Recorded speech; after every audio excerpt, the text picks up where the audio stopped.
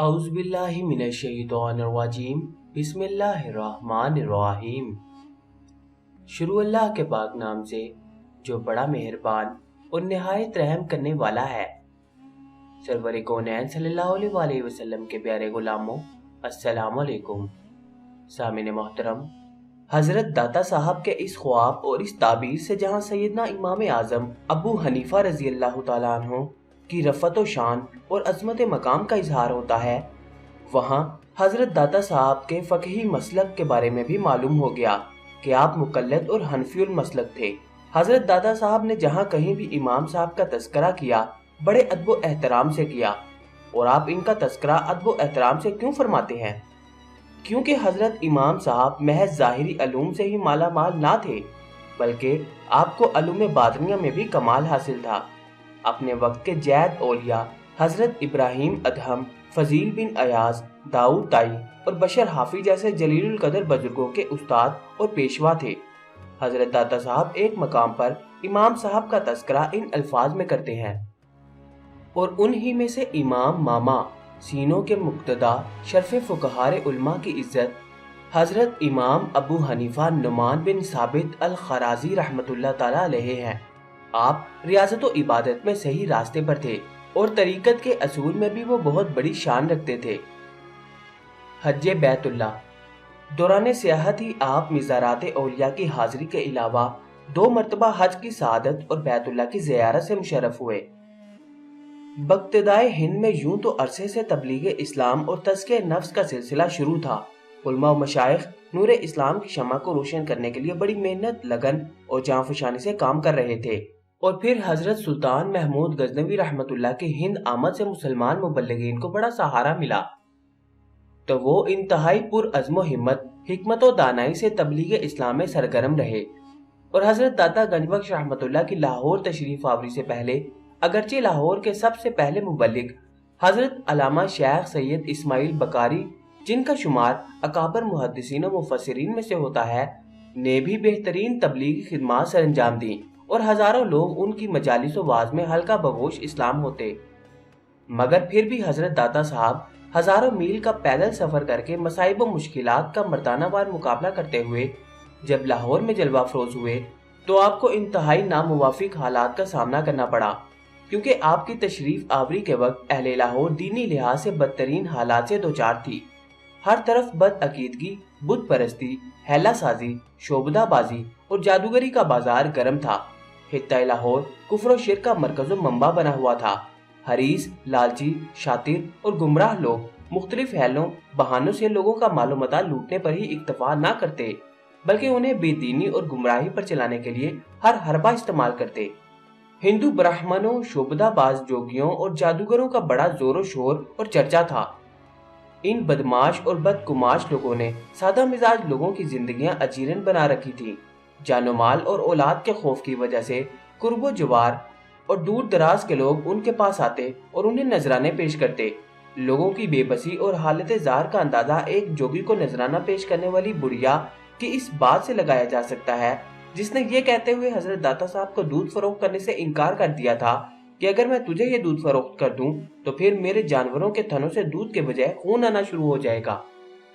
حضرت مخدوم امم داتا گنج بخش علی حجویری رحمۃ اللہ نے تشریف لاتے ہی شعبدہ بازی کے اس گمراہ کن طلسم کو خاک میں ملا دیا، جس سے اسلام کی نشر و اشاعت کا راستہ کھل گیا۔ پھر حق حق اور باطل باطل ہوتا چلا گیا۔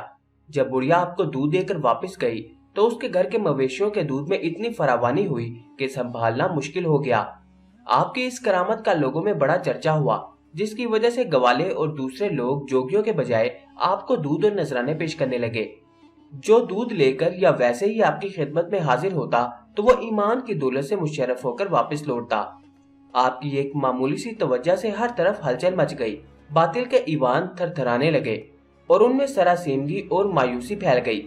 آپ کی اس کرامت کا سب سے زیادہ دھچکا رائے راجو کی شہرت و وقار کو لگا اور وہ سینہ تانے للکارتے ہوئے مقابلے کے لیے آ گیا۔ آپ نے ہر چند سمجھانے کی کوشش کی کہ ہم کوئی شعبدہ باز نہیں، ہٹ دھرمی نہ کرو، جانے دو، باز آ جاؤ۔ جوگی آپ کی حقیقت پسندانہ بات کو آپ کی کمزوری سمجھ کر باز نہ آیا اور فضا میں اڑ کر شعبدہ بازی کا کرتب دکھانا شروع کر دیا۔ آپ کے ایک اشارے سے آپ کی پاپوش نے چند لمحوں میں اسے زمین پر پٹک دیا۔ زمین پر گرتے ہی اسے حق کے جلوے نظر آنے لگے۔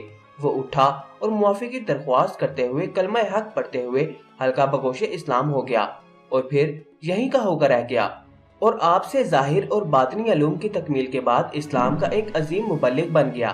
اس کے قبول اسلام سے شعبدہ بازی دم توڑ گئی اور اس کے اسلام لانے کی خبر دور دور تک پھیل گئی، جس سے تبلیغ اسلام کے لیے حالات سازگار ہوتے چلے گئے اور لوگ پنجاب کے گوشے گوشے سے حضرت داتا صاحب کے پاس حاضر ہونے لگے اور شب و روز آنے جانے والوں کا تانتا بند گیا۔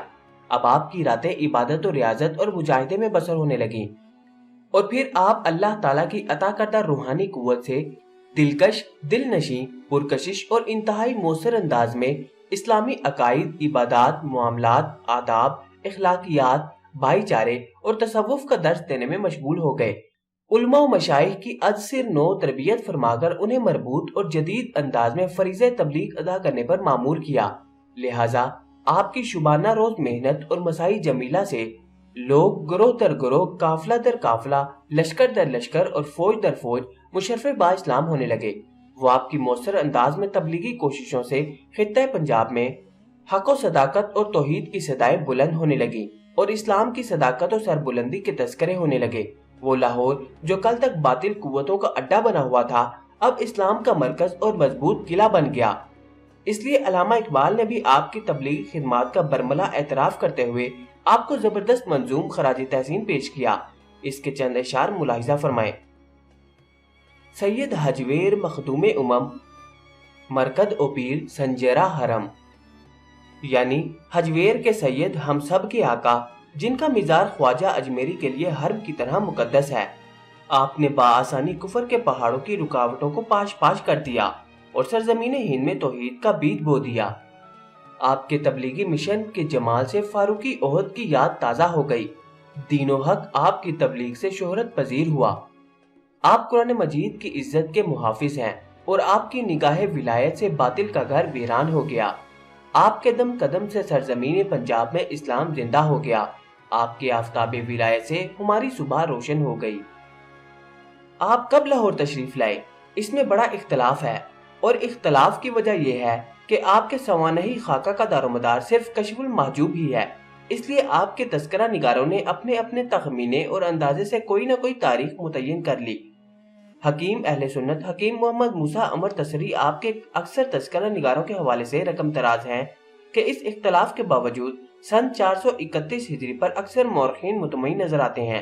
نیز کتاب سید حجویر کے مؤلف سید محمد متین ہاشمی تقریباً سن 431 ہجری کے موید معلوم ہوتے ہیں۔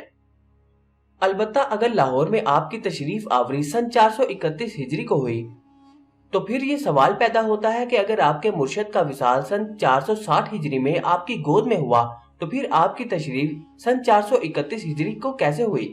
تو آپ کے اکثر تذکرہ نگاروں نے اس کا یہ جواب دیا کہ ممکن ہے کہ آپ کو اپنے شیخ کی شدید علالت کی اطلاع ہو گئی اور آپ اس اطلاع پر واپس جا کر اپنے شیخ کی خدمت میں حاضر ہوئے اور حضرت شیخ الخدری کے وصال کے بعد دوبارہ لاہور تشریف لے آئے۔ اگرچہ اس پر دیگر اشکالات بھی کیے جا سکتے ہیں، لیکن راکم کو اس پر قوی ترین اشکال یہ ہے کہ اگر یہ حادثہ اس طرح رونما ہوا ہوتا تو اپنے شیخ سے عقیدت کی بنا پر آپ ضرور اس کا تذکرہ فرماتے۔ البتہ اس میں یہ توجہ ہو سکتی ہے کہ بعض بزرگوں کے نزدیک شاید اس قسم کے حادثات کی تشہیر کی ممانعت ہو، جیسے آج کل بھی بعض مشائخ کے ہاں مروج ہے۔ جزاک اللہ۔